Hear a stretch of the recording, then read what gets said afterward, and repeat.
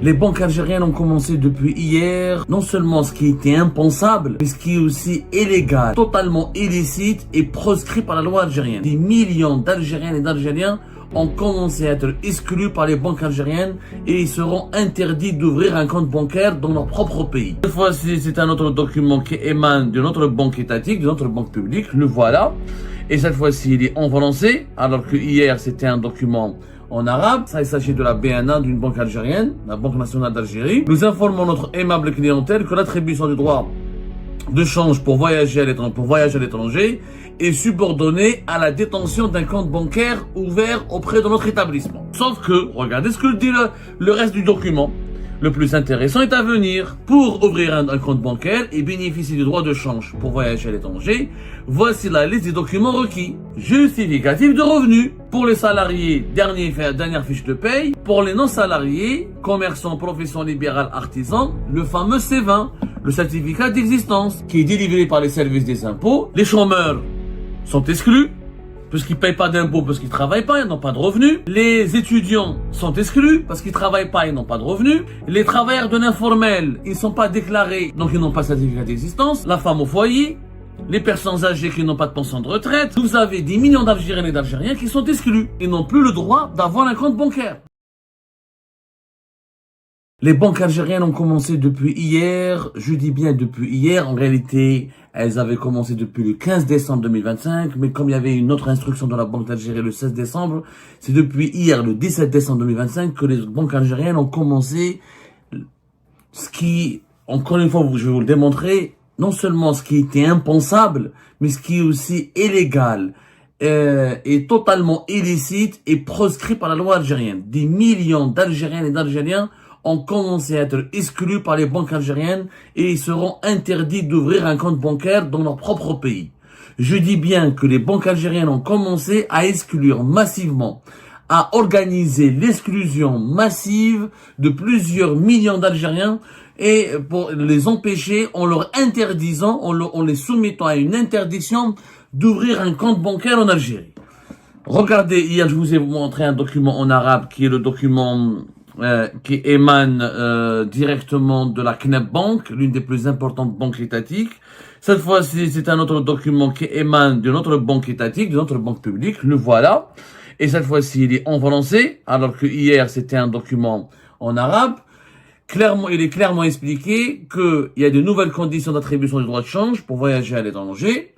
Nous informons notre aimable clientèle que l'attribution, ça il s'agit de la BNA d'une banque algérienne, la Banque nationale d'Algérie.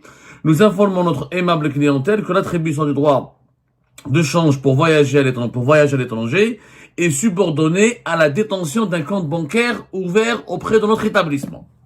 Jusque-là, c'est pas un problème. C'est pas rationnel, mais c'est pas illégal. Jusque-là, normalement, je n'ai pas à ouvrir un compte bancaire auprès d'une banque pour récupérer le droit de change. Le droit de change est un droit. L'allocation touristique, c'est pas un service. Encore une fois, les Algériens et les Algériens, il faut qu'ils sachent que l'allocation touristique des 750 €, ce n'est pas un service que l'État a rendu au peuple. C'est un droit, qui s'appelle le droit au change. C'est-à-dire le droit, je réclame le droit d'avoir des devises pour pouvoir financer mon voyage à l'étranger. La constitution algérienne me donne le droit de voyager, de quitter le pays quand je veux et de revenir quand je veux. Ça, c'est une liberté fondamentale inscrite dans la constitution. Et donc, pour voyager, étant donné que la monnaie nationale n'est pas convertible, et ce n'est pas le peuple qui a décidé que le dinar ne soit pas convertible. Ça, le peuple n'a pas été consulté. C'est un choix fait par des dirigeants, par un appareil technocratique, par un appareil étatique, par un appareil bureaucratique, par un appareil administratif. Donc, comme le dinar n'est pas une monnaie convertible, l'État met à ma disposition des devises dans le cadre du droit au change. Les devises, c'était pas 750, quel que soit le montant, 100, même pas 100, 500, peu importe le montant, c'est un droit. Tu me donnes des devises. C'est pas grave, la Banque d'Algérie, pour lutter contre les abus, contre la fraude, contre le détournement de cette allocation touristique, elle a mis des nouvelles conditions. C'est pas grave, on peut faire un effort, ok, il faut faire un effort, les citoyens sont appelés à faire un effort pour lutter contre la fraude et le détournement de l'allocation. Donc, on va ouvrir des comptes bancaires. Sauf que, regardez ce que dit le reste du document. Le plus intéressant est à venir. Pour ouvrir un compte bancaire et bénéficier du droit de change pour voyager à l'étranger, voici la liste des documents requis. Copie de carte d'identité nationale biométrique en cours de validité, c'est pas un souci. Justificatif de domicile récent. Certificat de résidence reçu de son algaz, reçu de la CEAL, c'est pas un souci. Justificatif de revenus. Pour les salariés, dernière fiche de paye. Pour les non-salariés, commerçants, professions libérales, artisans, le fameux C20, le certificat d'existence, dont nous avons parlé hier, qui est délivré par les services des impôts, certificat d'existence, le C20, qui est un document délivré par les services des impôts, par les services fiscaux algériens, qui permettra aux citoyens, aux Algériennes et aux Algériens, de démontrer qu'ils n'ont pas de problème avec les impôts, qu'ils payent leurs impôts. Parce que quand tu es salarié, pourquoi quand tu es salarié en Algérie, on te demande pas le C20? Parce que quand tu es salarié, tu payes un impôt à la source. C'est l'impôt sur le revenu global. Donc tous les salaires algériens sont soumis à l'IRG. Donc on est clean, on n'a rien à, le fisc ne reproche rien aux salariés algériens, il ne peut pas leur demander quoi que ce soit. À la base, avant de toucher leur salaire, ils payent l'impôt sur le revenu global. Ceux qui n'ont pas de salaire, et donc doivent demander le certificat d'existence, se rapprocher de leur direction de leur centre des impôts, du centre des impôts de leur lieu respectif, et demander ce document qui va attester de la conformité fiscale des contribuables vis-à-vis des autorités compétentes. Ça veut dire que il faut prouver que tu payes des impôts. Sauf que les chômeurs sont exclus, puisqu'ils payent pas d'impôts, parce qu'ils travaillent pas, ils n'ont pas de revenus.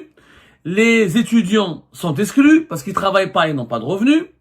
Les travailleurs de l'informel, ils ne sont pas déclarés, ils n'ont pas de certificat d'existence, ils travaillent dans l'informel. Il faut savoir qu'il y a des millions d'Algériens et d'Algériens qui travaillent dans l'informel depuis des années, donc ils n'ont pas de certificat d'existence. Et d'autres, la femme au foyer, les personnes âgées qui n'ont pas de pension de retraite, qui vivent uniquement de leur héritage familial ou de l'aide de leurs enfants, de la prise en charge de leurs enfants. Nous avons des millions d'Algériens et d'Algériens qui sont exclus. Étudiants, chômeurs, travailleurs de l'informel, femmes au foyer, les personnes âgées, etc., qui sont exclus donc ils n'ont plus le droit d'avoir un compte bancaire. Ils n'ont plus, pour les retraités, attestation de pension de retraite. Pour les personnes âgées qui n'ont pas de retraite, la même chose. Donc nous avons des millions d'Algériens et d'Algériens. Il faut savoir qu'il y a des femmes au foyer en Algérie qui n'ont jamais travaillé. Elles n'ont pas de retraite. Elles dépendent elles sont prises en charge par leurs enfants.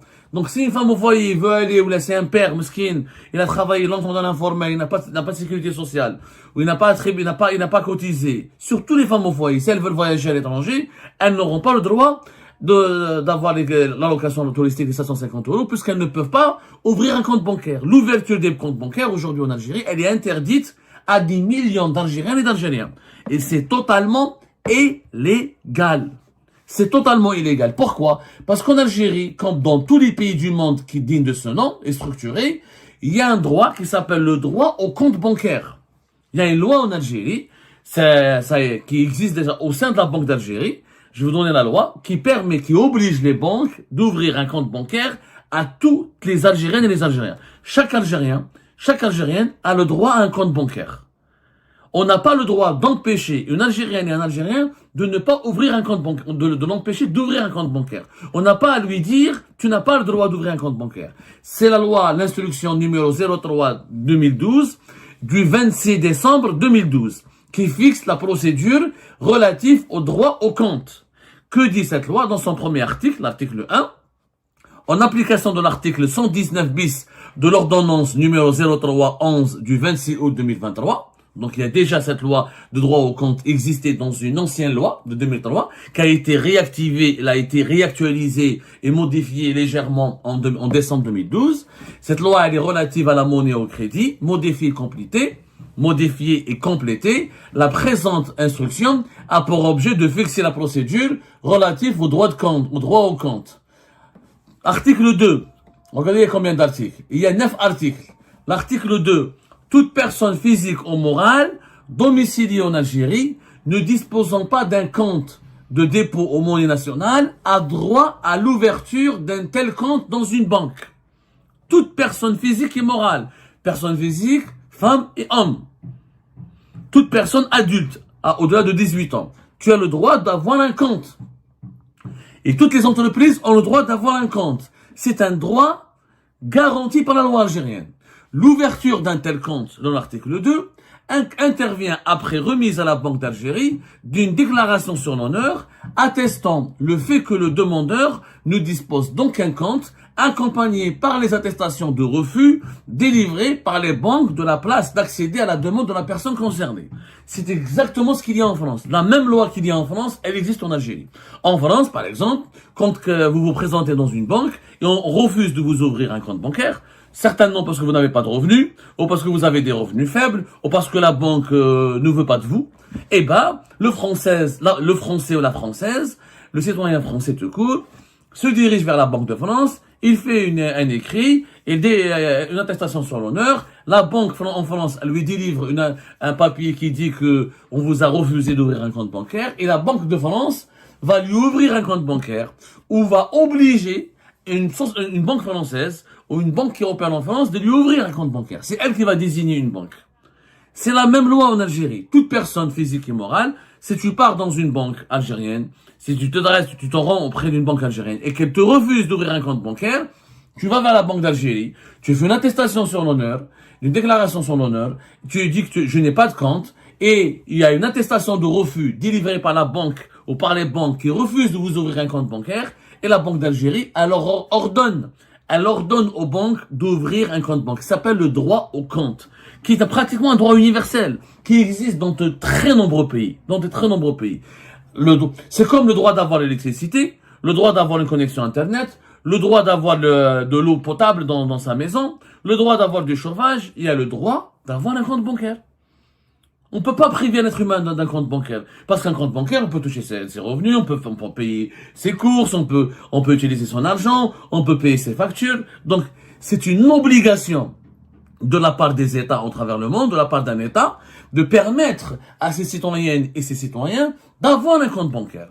L'article 3, il dit quoi? En cas de refus des banques de la place d'ouvrir un compte, celles-ci sont tenues de délivrer un document, une demande d'attestation de refus d'ouverture de compte établie selon le modèle, parce qu'il y a un modèle qu'il faut absolument, les banques, si elles refusent, donc ces banques-là, la CNEP Bank, la BNA, toutes les banques publiques, quand elles vont vous refuser d'ouvrir un compte bancaire, vous leur demandez une attestation de refus, d'ouverture de compte, et vous allez à la Banque d'Algérie, vous leur dites, il y a une loi dans mon pays qui me permet d'avoir un compte bancaire, je suis chômeur, femme au foyer, étudiant, personne en situation de handicap, par exemple, les catégories fragiles, les personnes en situation de handicap qui ne travaillent pas, qui n'ont qu'une simple pension, et qui n'est pas considérée comme un revenu. Je suis un travailleur dans l'informel, non déclaré.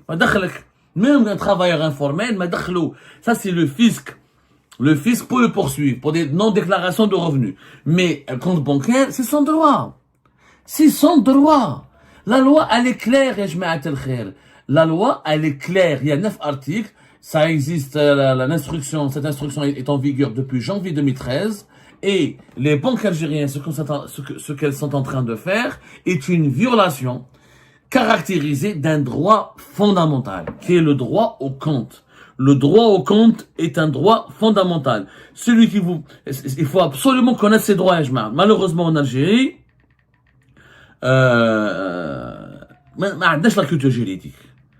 ما عندناش une culture juridique et on se laisse faire, on se laisse écraser parce que nous ne connaissons pas nos droits et parce que nous n'avons pas la formation ou les outils intellectuels qui nous permettent d'appréhender nos droits. Alors que le droit d'accès à un compte bancaire est un droit fondamental. Il n'est pas inscrit dans la Déclaration universelle des droits de l'homme, c'est sûr. Il n'est pas inscrit dans le pacte international relatif aux droits civiques, aux droits politiques. Par contre, l'accès à des services financiers de base est considéré comme un droit citoyen important dans plusieurs conventions internationales. Par exemple, au niveau de l'ONU, il y a un document, il y a une plateforme qui s'appelle les objectifs de développement durable, qui sont de 8 et de 10, et l'ONU demande aux États membres de l'ONU de garantir à tous leurs citoyens un accès à des services financiers de base grâce à l'ouverture d'un compte bancaire. L'agenda d'Addis Abeba de 2015, une plateforme de l'ONU, le demande ce droit et protège le droit au compte. Donc, il y a pas mal de dispositifs internationaux, etc. Dans les pays développés, c'est un droit fondamental. Dans les pays de l'Union européenne, par exemple, il y a une directive qui date de 2014 qui garantit à toute personne résidant légalement dans l'Union européenne le droit d'ouvrir un compte de paiement de base. Toute personne. Toute personne. Le droit au compte en France, il existe depuis 1984. Donc, c'est un droit fondamental. Ce que les autorités algériennes ont fait, ce que la Banque d'Algérie a fait, la Banque d'Algérie a été amenée à violer ses propres règles, ses propres lois.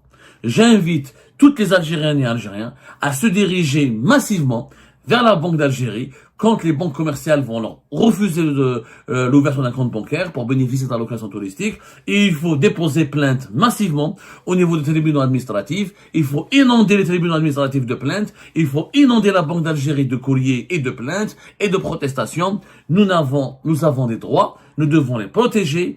Nul n'a le droit de nous priver de nos droits.